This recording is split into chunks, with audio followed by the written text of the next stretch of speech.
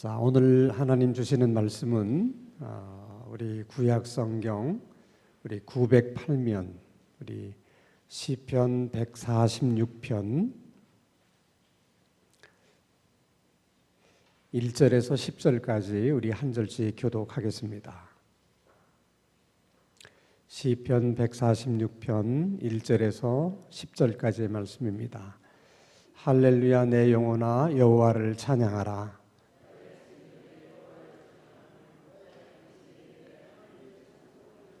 귀인들을 의지하지 말며 도울 힘이 없는 인생도 의지하지 말지니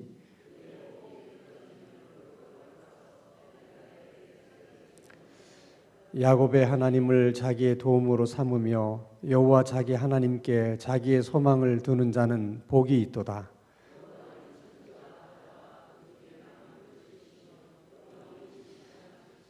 억눌린 사람들을 위해 정의로 심판하시며 줄인 자들에게 먹을 것을 주시는 이시로다. 여호와께서는 갇힌 자들에게 자유를 주시는도다.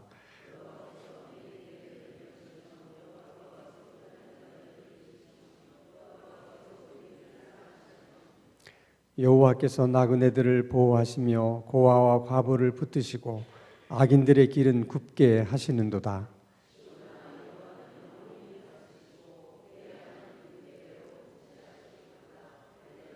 할렐루야.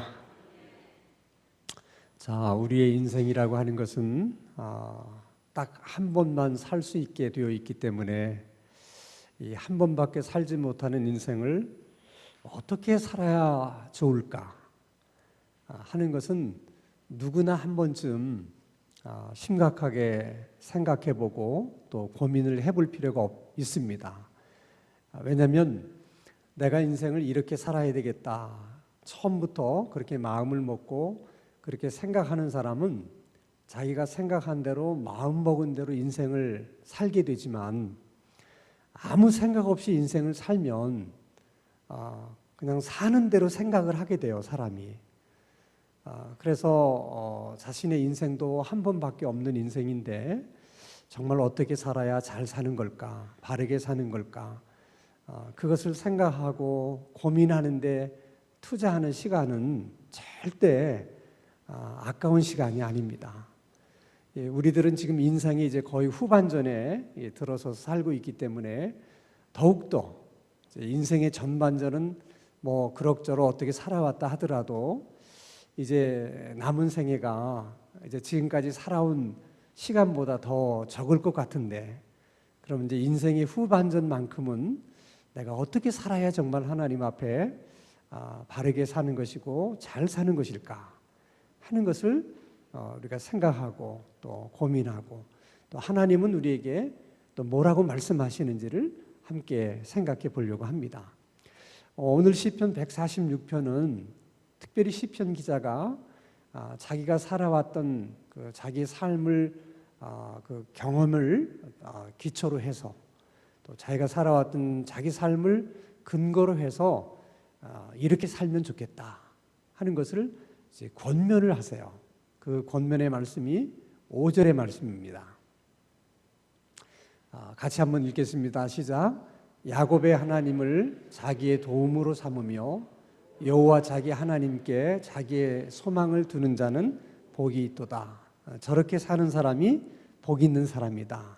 저렇게 사는 사람이 잘 사는 사람이고 저렇게 사는 사람이 바르게 사는 사람이라는 것이죠. 내용을 보면 크게 두 가지 주제예요. 하나는 우리가 인생을 살면서 누구를 의지하며 살 것이냐, 무엇을 의지하며 살 것이냐 하는 주제가 하나 있고, 다른 한 가지 주제는 우리가 어디에다가 소망을 두고 살 것이냐. 그 두 가지 주제가 우리의 인생을 어떻게 사느냐를 생각하는데 제일 중요한 관건이 된다는 것입니다. 자, 어디에 소망을 두고 살 것인가, 누구를 의지하고 살 것인가 하는 것을 현대인의 어투로 표현하자 그러면 어떤 끈을 잡을 것이냐 또는 어느 줄에 설 것이냐, 보통 사람들이 쓰는 말이죠. 그것에 따라서 인생이 뭐 이렇게 반전이 되기도 하고 잘 나가던 인생이 추락하기도 한다는 것입니다. 시편 기자는 하나님 쪽에 줄을 서라. 언제나 하나님 쪽에 줄을 서고 어떤 끈을 잡으라? 하나님의 끈을 잡으라는 거예요. 그래서 시편 기자의 말처럼 모든 사람이 저렇게 살면 다르게 살 수 있고 또 복 있는 삶을 살 수 있을 텐데 실제로는 그렇다 그렇지 않다. 그렇지 않다는 것이죠. 왜 그럴까? 3절 말씀을 보겠습니다. 자, 같이 읽겠습니다. 시작. 귀인들을 의지하지 말며 도울 힘이 없는 인생도 의지하지 말지니. 여기서 귀인들이라고 하는 것은 힘 있는 사람을 말하는 거예요. 권력이 있다든지 돈이 많다든지 그런 사람을 의지하지 말라. 이렇게 얘기하는 것은 많은 사람들이 이렇게 돈 있고 또 권력이 있는 힘 있는 사람을 의지하기 때문에 그래서 의지하지 말라고 그러는 것입니다. 근데 왜 의지하지 말라고 그러는데도 사람들은 의지를 하는 걸까? 그게 이제 인생의 연약함이에요. 우리들이 하는 말 가운데 법보다 뭐가 가까워요? 이 주먹이 가깝다. 이제 그런 얘기를 하는 것처럼 보이지 않는 하나님보다는 힘 있는 사람, 우리 눈에 보이는 능력 있는 사람, 이런 사람에게 더 마음이 가고 의지가 된다는 것이죠. 그것이 모든 사람이 갖고 있는 연약함이에요. 어쩔 수가 없는 거예요. 사람은 눈에 보이는 쪽으로 마음이 끌리거든요. 그러니까 내 눈에 힘이 있어 보이고 내 눈에 능력이 있어 보이고 뭔가 가진 것이 많다고 보이면 저 사람이 뭔가 나를 도와줄 수 있지 않을까. 저 사람이 뭔가 나를 도와줄 수만 있다면 내가 도움을 받을 수 있을 텐데 그런 마음이 들기 때문에 그런다는 것이죠. 근데 우리가 인생을 살면서 물론 사람들에게 도움을 받으며 살아요. 그렇지만은 언제나 우리의 생각처럼 되는 것은 아니라는 거예요. 그래서 하나님을 붙들어라 이렇게 말씀하시는 것은 사람은 나에게 도움을 줄 때도 있지만은 아무리 도와주고 싶어도 도와줄 수 없을 때도 있고 인간은 하나님과 같지 않기 때문에 우리 생각처럼만 되는 게 아니라는 거예요. 이제 그것을 깨닫게 되면 저런 말씀들이 정말 마음에 와닿아요. 제 교회 후배가 하나 있는데 이 후배는 집안 사정이 어려워서 대학을 가지 못하고 뭐 이렇게 이런저런 사업을 하다가 이제 버스 기사가 됐어요.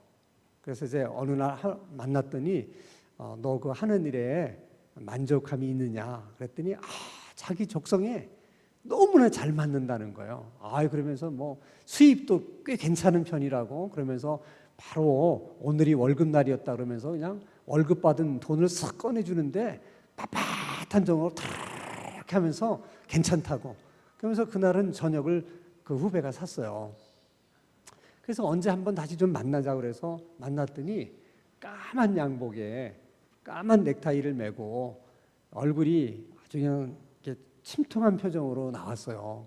그래서 무슨 일이 있냐 왜 이렇게 얼굴 표정이 안 좋으냐 그랬더니 자기 그 버스 회사에서 이제 노조위원장을 뽑는데 자기가 현 노조위원장의 총애를 받는 사람이었기 때문에 누가 봐도 차기 노조위원장은 자기다 이렇게 다 알려져 있었다는 거예요.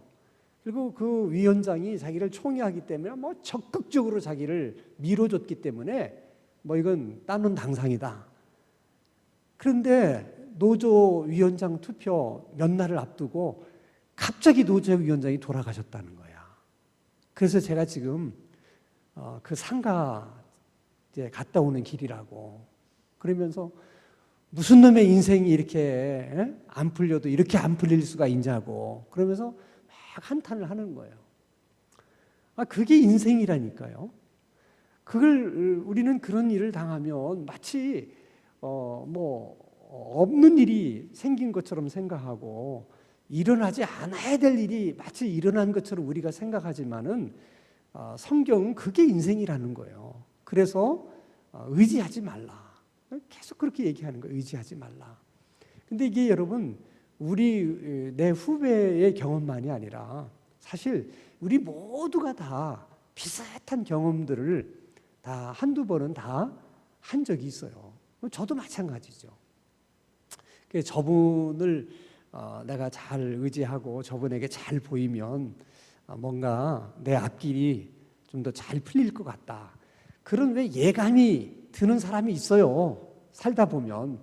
근데 이제 그 사람한테 잘하죠. 잘 보이려고 뭐 정성을 다하고 열심을 다하고 뭐 다 하는데 나중에 뭐 아무 소득도 없는 거예요.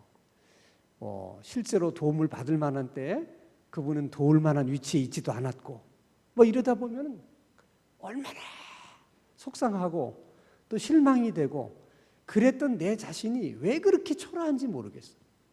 그때 드는 생각이 뭔 줄 아세요? 차라리 이렇게 될 줄 알았으면 그 정성과 그 노력을 그냥 하나님께 다 드렸더라면 내가 오늘 이렇게 내가 비참하지는 않았을 텐데 그런 생각이 들어요. 실제로 그렇습니다. 그 정성 그 열심 하나님께 드리면 하나님은 절대로 우리를 실망시키지 않아요. 근데 우리가 엉뚱하게 사람에게 매달리다가 그런 실망을 우리가 겪게 되는 것이죠. 6절 말씀을 한번 보세요. 6절 말씀. 자, 여호와는 천지와 바다와 그 중에 만물을 지으시며 영원히 진실함을 지키신다. 이 진실함을 지키신다는 게 무슨 말이냐? 절대로 하나님은 자기를 신뢰하고 정말 자기를 의지하고 자기에게 소망을 두고 열심을 다하고 모든 것을 다하는 사람에게는 절대 하나님은 실망시키지 않으신다는 거예요. 아멘? 하나님은 그런 분이라는 거예요. 그러니까 하나님에게 올인을 하면 절대 하나님은 우리를 실망시키지 않으신다는 거예요. 근데 우리가 그걸 믿지 못하는 거예요. 자꾸 눈에 보이는 사람을 의지하다가 한 번밖에 없는 인생을 계속 휘둘리면서 후회하고 그렇게 우리가 이제 인생을 살아가게 되는 경우들이 너무나 많다는 거예요. 이게 꼭 여러분 우리들만의 이야기가 아니에요. 모든 사람들이 다 겪는 이야기라는 거죠. 우리가 잘 아는 다윗과 같은 인물도 그랬다면 뭐 더 할 말이 없잖아요. 자, 사무엘상 21장의 말씀을 한번 보겠습니다. 자, 제가 10절 하면 여러분 11절. 자, 그들이 산에 이를 때에 선지자 무리가 그를 영접하고 뭐 잘못된 것 같아요. 다시 한번 찾아보겠습니다. 다 여러분 한번 사무엘상을 한번 찾아보세요. 사무엘상 21장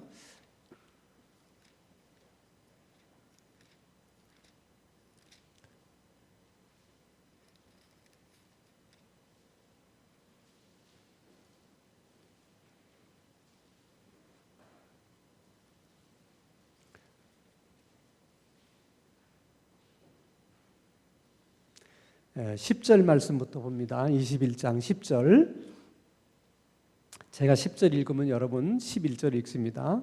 그날에 다윗이 사울을 두려워하여 일어나 도망하여 가드 왕 아기스에게로 가니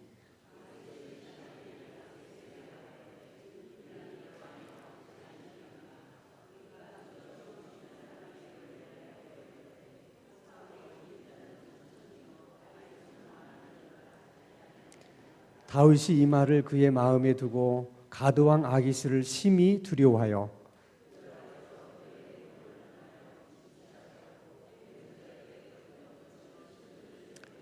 아기스가 그의 신하에게 이르되 너희도 보거니와 이 사람이 미치광이로다. 어찌하여 그를 내게로 데려왔느냐.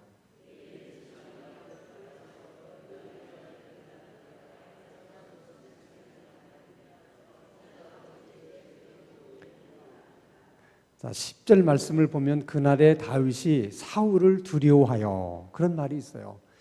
얼마나 사울이 다윗을 집요하게 핍박을 했으면 그 담대했던 다윗이 사울을 두려워하여 그런 표현을 썼겠습니까? 그러니까 정말 여러분 사람이 무서워질 때가 가장 어렵고 힘들 때요. 사람이 무서운 것만큼 무서운 게 없어요. 그러니까 갑자기 어느 날 다윗이 사울 왕이 그렇게 무섭게 느껴진 거예요.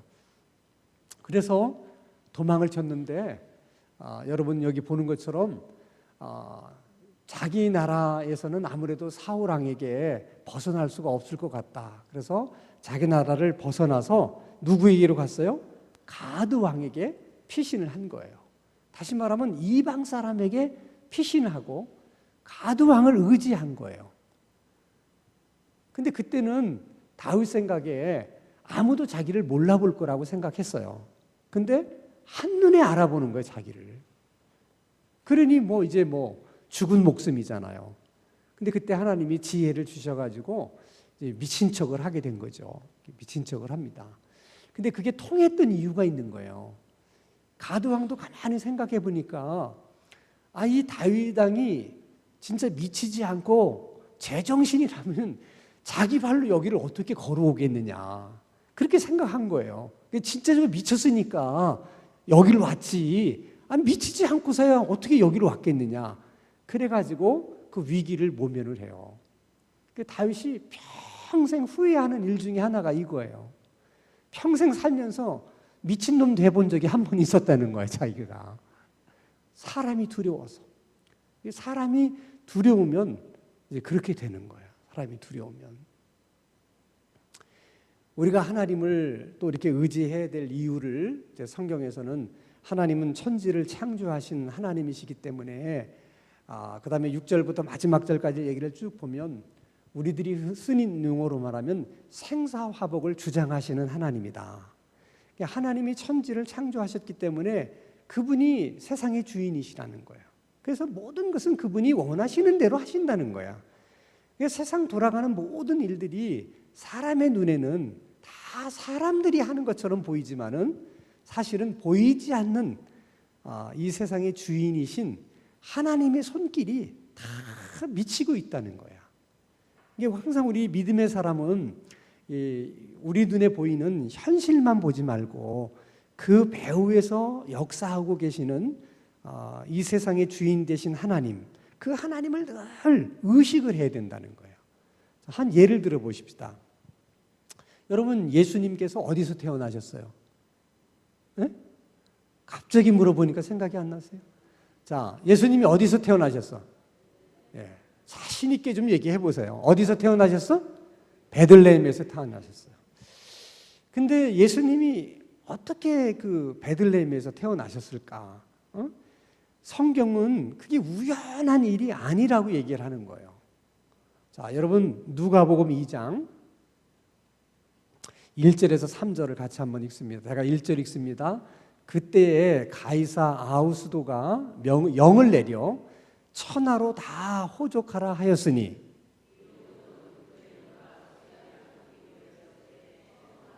삼절 다 같이 모든 사람이 호족하러 각각 고향으로 돌아가매. 그러니까 로마의 황제였던 어거스트가 자기가 다스리는 모든 나라에게 왕명을 내린 거예요. 모두는 고향으로 돌아가서 호족을 해라. 그 일을 누가 했어요? 로마 황제가 했어요.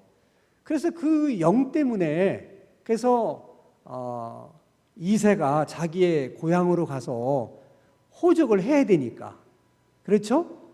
그래서 요셉과 마리아가 호적하러 간 거예요. 베들레헴에 갔다가 어떻게 거기서 아이를 낳았어요.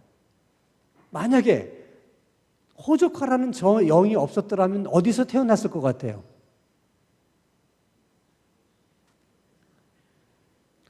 원래 요셉과 마리아의 고향이 어디입니까?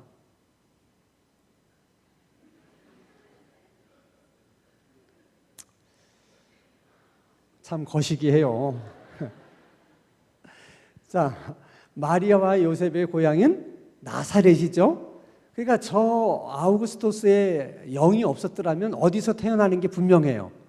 그럼 나사렛에서 태어나는 게 분명한 거예요. 근데 저놈의 황제의 영 때문에 그 추운 겨울에 해서 베들레헴까지 와서 호적하러 왔다가 베들레헴에서 예수님을 낳는 거예요. 그러니까 예수님을 베들레헴에서 태어나게 하기 위해서 누가 영을 내린 거야, 결국은? 아우구스토가 영을 내린 거예요. 근데 본인은 그걸 알고 내렸겠어요? 모르고 내렸겠어요? 모르고 내리죠. 자기는 자기가 필요하다고 생각해서 영을 내리는 거예요. 그렇지만은 다 알고 보니까 결국은 예수님이 베들레헴에서 태어나게 하기 위해서 하나님이 저렇게 하신 거라는 거예요. 그러니까 저런 일만 있는 게 아니라 지금도 이 세상에 일어나는 모든 일들이 다 하나님께서 움직이시는 일들이에요. 그러니까 너무 놀라지도 말고 너무 근심 걱정하지도 말라는 거예요. 다 하나님이 주장하시기 때문에 우리가 하나님을 잡고 있으면 아무리 어떤 환경에서도 우리에게는 살 길이 있는 거야. 하나님을 붙잡는 사람은 사는 거예요. 그것을 가장 잘 보여주는 민족이 이스라엘 민족이에요. 자, 보세요, 여러분. 자, 하나님이 아브라함에게 땅을 주겠다고 약속을 하고 나중에 알고 보니까 그 약속한 땅이 가나안 땅이었어요. 초기에는 많은 성경학자들도 왜 하필 하나님이 그 약속하신 젖과 꿀이 흐르는 땅이 왜 가나안일까? 그보다 더 좋고 더 비옥한 땅이 세상에 많았을 텐데 그 모든 땅이 다 하나님의 것인데 왜 하필이면 그곳에다가 이스라엘 백성들에게 땅을 주셨을까? 지도상으로 보면 항상 그 이스라엘이라고 하는 그 땅은 강대국에 이렇게 항상 이렇게 둘러싸여서 살 수밖에 없는 운명이에요. 왜냐하면 위쪽에도 비옥한 땅이 많아서 항상 큰 나라가 설 수밖에 없고 밑에도 또 비옥한 땅이 많아서 거기도 또 큰 나라가 세워질 수밖에 없는 거예요. 그래서 최초의 문명이 다 이스라엘을 중심으로 해서 밑에서 일어나고 위에서 일어나요. 얼마나 위쪽 땅과 밑에 땅이 좋으면 그렇겠어요. 그럼 하나님이 그 땅을 주셔야 될 거 아니야.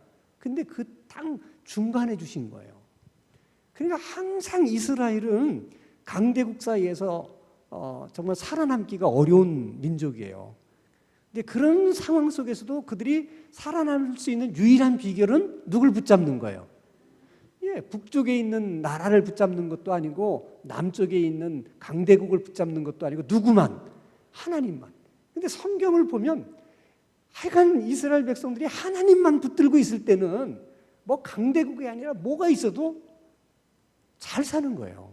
하나님이 복을 주시는 거예요. 어떻게든 강대국들이 넘보지 못하도록 하나님 다 막아주세요. 근데 갑자기 하나님에 대한 회의가 들고 의심이 들면 눈에 보이는 걸 의지하는 거예요. 저 남쪽에 있는 나라와 우리가 연맹을 맺으면 북쪽이 우리를 치지 못할 거야. 또 북쪽에 있는 저 강대국과 우리가 연맹을 하면 저 남쪽이 우리를 쉽게 넘보지 못할 거야. 그래서 자꾸 남쪽으로 갔다가 북쪽으로 갔다 왔다 갔다 하다 망하는 거야.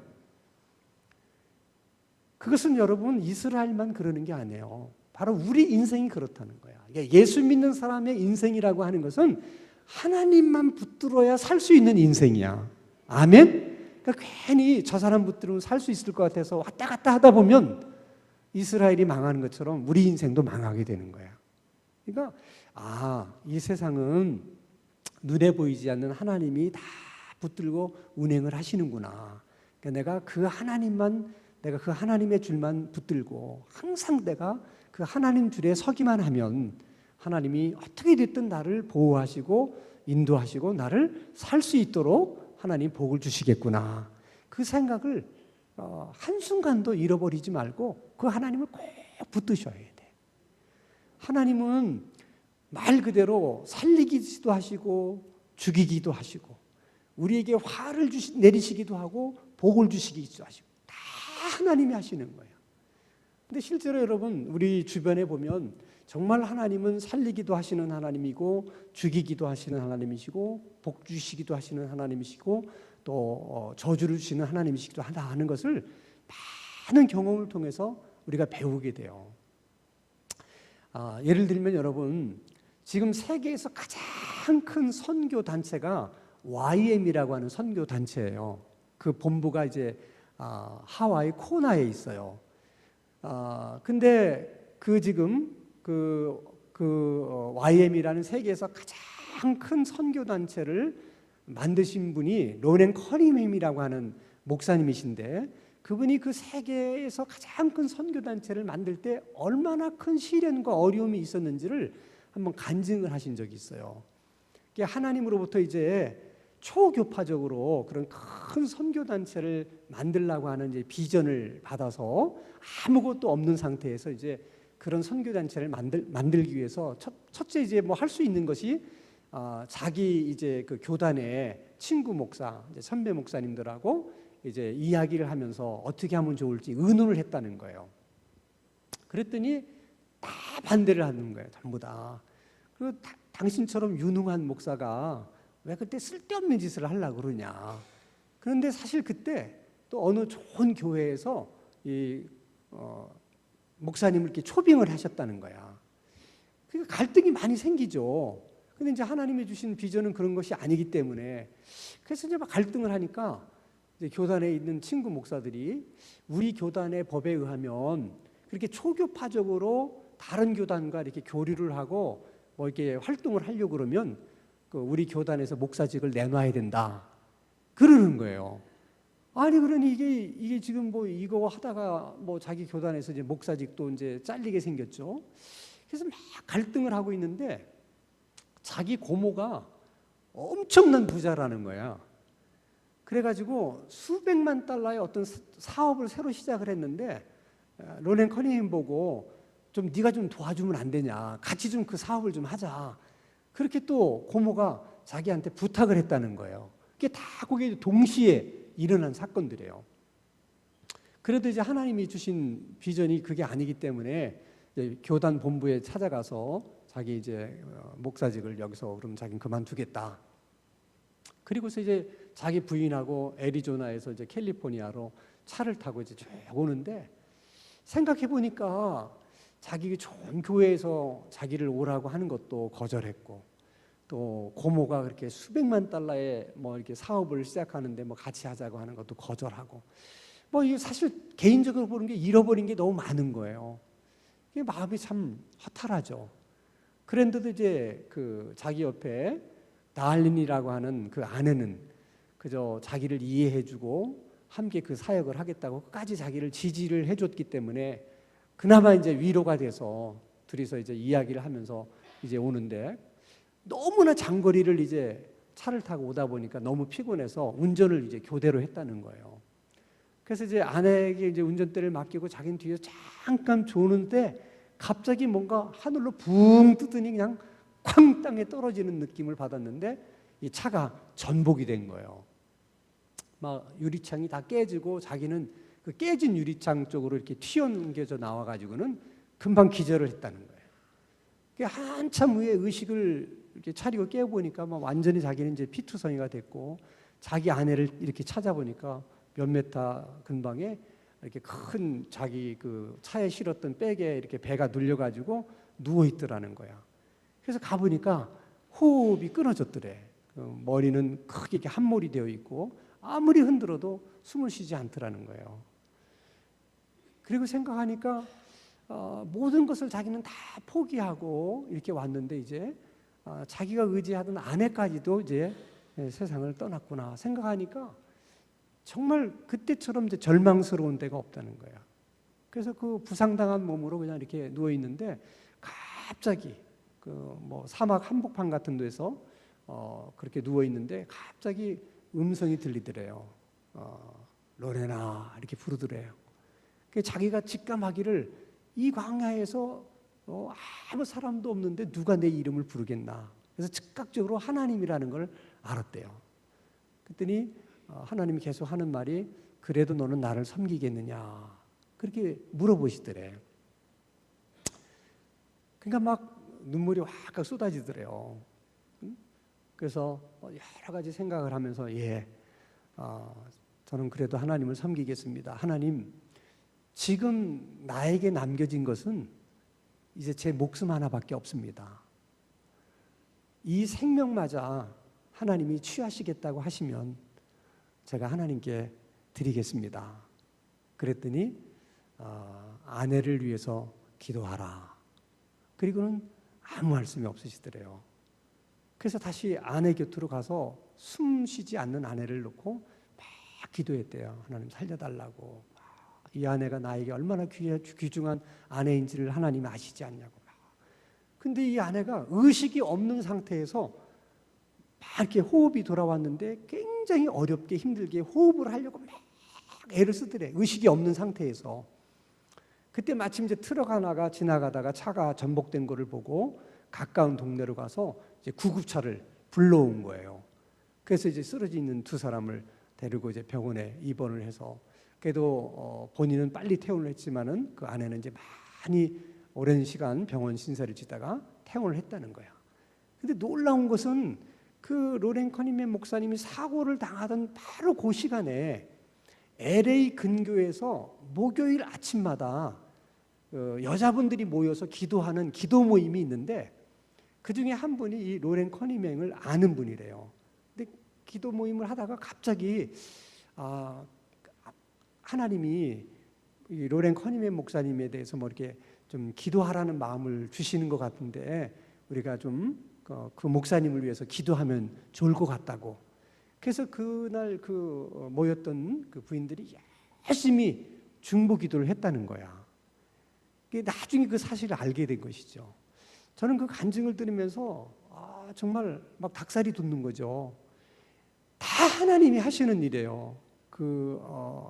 정말 죽은 그 아내를 살리시는 것도 하나님이 하시는 것이고 다 하나님이 하시는 일인데 그 하나님께서 하시는 일을 두고 그 LA 작은 목요일날 아침마다 모여서 그냥 기도하는 작은 그 기도 모임의 한 사람에게 그런 마음을 주셔서 그 기도 모임에 온 사람들로 하여금 로렌 커니맨 목사를 위해서 기도하게 하셨다는 거예요. 그렇게 하시면서 하나님의 일을 하신다는 거야. 그래서 우리가 인사로 했지만은 하나님께 필요한 사람은 그래서 기도하는 사람이라는 거야. 항상 하나님이 그 어떤 위대한 큰 일을 할 때도 하나님은 그 일을 위해서 기도할 사람을 찾으시고 그런 사람에게 기도할 마음을 주셔서 기도하게 하신다는 거예요. 그렇게 산다는 것이 얼마나 보람 있고 의미가 있냐는 거야. 우리가 정말 인생에서 뭐 가진 것이 없다 할지라도 뭐 배운 것이 없다 할지라도 필요할 때마다 하나님이 나를 그렇게 쓰셔서 기도케 하셔서 하나님의 일을 이루어 가신다면 그처럼 우리에게 영광스러운 일이 어디 있겠냐는 그런 일이 우리에게 늘 있다면 우리가 하루하루 사는 것이 정말 보람이고 의미가 되는 줄로 믿습니다. 그래서 우리도 늘 중보 기도할 때 우리가 이제 뭐 환자를 위해서 기도하고 막 기도하잖아요. 기도할 때도 갑자기 예를 들어서 뭐 환자들을 위해서 기도하는데 전혀 생각하지 않았던 어떤 사람이 탁 떠오르면서 뭔가 그 사람을 위해서 기도해야 될 것만 같다면 그게 다 하나님이 여러분에게 기도를 시키는 거거든. 그 사람에게. 그때는 그 사람을 위해서 기도해야 돼. 여러분 그 떠오르게 한 사람. 또 예를 들어서 뭐 여러분들이 이제 개인 기도 시간에도 뭐 이렇게 여러분들이 개인 기도를 뭐 가정을 위해서 기도하고 뭐 그랬는데 전혀 뭐 생각이 또 해보지 않았던 뭐 고등학교 동창회 누가 갑자기 이렇게 머릿속에 떠오르면서 뭔가 그 아이를 위해서 기도를 좀 해줘야 될 것 같다. 그럴 때는 그냥 기도를 멈추고 그 사람을 위해서 기도하라는 거예요. 예. 그러면 지금은 모르지만은 그게 그 사람에게 그때 우리들의 기도가 꼭 필요했기 때문에 하나님이 두루 찾으시는 거죠. 그 사람에게 기도가 필요한데 누가 저 사람을 위해서 기도할까 찾으시다가 수요일 저녁 기도하러 모인 우리의 어떤 사람에게 그 마음을 주셔서 기도케 하는 거예요. 그래도 여러분 수요 기도에서 나와서 이렇게 기도하는 사람 중에서 찾아야 그래도 기도를 하지. 아니 뭐 카바레 가서 춤추는 사람 중에서 찾아서 뭐 기도를 시키겠어요? 그래도 여러분 그래서 이렇게 우리가 모여서 매주 수요일 날마다 모여서 정한 시간에 이렇게 기도한다는 것이 중요한 거야. 여기 오면 하나님이 항상 기도할 사람을 찾을 수가 있잖아. 누군가가 또 그 일에 쓰임을 받을 수 있다는 것이 얼마나 감사한지 몰라. 그러니까 하나님께 필요한 사람이 되기 위해선 기도하는 사람이 돼야 돼. 기도하는 사람이 되려면 수요 기도에 빠지지 않고 나오셔야 돼. 그래서 늘 기도하셔야 돼. 하나님이 보실 때도 그러지 않겠어요? 나왔다 그러면 이게 오늘 나와야 기도를 시킬 때인데 또 안 나오면 어떡해? 그러나 그저 김 집사는, 김 권사는 특별한 일이 없는 한은 늘 나오는 사람이니까 오늘은 내가 김 권사에게 기도 마음을 주어서 그런 기도를 시켜야 되겠다. 이렇게 하나님도 생각하실 수 있잖아. 그런 의미에서도 뭐 특별한 일이 있을 때는 할 수 없지만 그렇지 않을 때는 수요 모임에 나와서 기도하세요. 그래서 하나님께서 오늘도 우리를 기도하는 일에 쓰실 수 있는 하나님의 은혜가 있게 되기를 주의 이름으로 축원합니다.